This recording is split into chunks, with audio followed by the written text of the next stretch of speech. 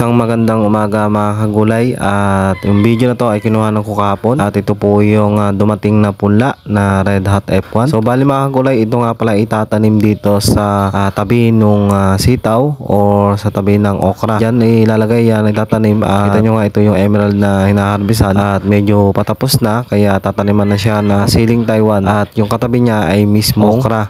So bali mga kagulay, itong area pala na to ay papahinga muna sa sibuyas, kaya ang tinanim dito ay yung matagal ang buhay. So bali pagka Taiwan kasi ang tanim mga kagulay, buong Tagaraw yan ay ating pag-aanihan. At yun nga mga kagulay, dahil nga kahapon ko kinuhanan to, so ito po yung naging dating nga po pala ng paktura o farm gate ng mga gulay. At kararating nga lang dito ni tatay galing biyahe at umalili siya sa akin na mag-hand tractor dahil para mahalo itong aming pupulaan ng sibuyas. At ito nga pala mga kagulay yung aking pinatanim na siling Taiwan. So ayan po siya, no. Tapos dito sa gawing taas, ito yung dalawang pinitak na aming pupulaan ng sibuyas at hinahalo po namin dahil minsan ay nauulan, kaya nagpapatuyo na naman kami, at minsan titindi init at minsan naman uulan, kaya back to zero pagka naulan. Kita nyo basang-basa pa yung kanyang ilalim, kaya sana wag na po maulan para hindi na po kami maghintay pa dahil nga medyo matagal din magpatuyo nito. At kapag nagpunlangan ng sibuyas, kailangan umaalikabok ito at talagang tuyong-tuyo. Yan po yung diskarte namin dito sa pulaan. At ito nga mga kagulay yung farm gate price kahapon, October 28, at ito po yung presyo ng sitaw, 60 pesos po per 100 pieces.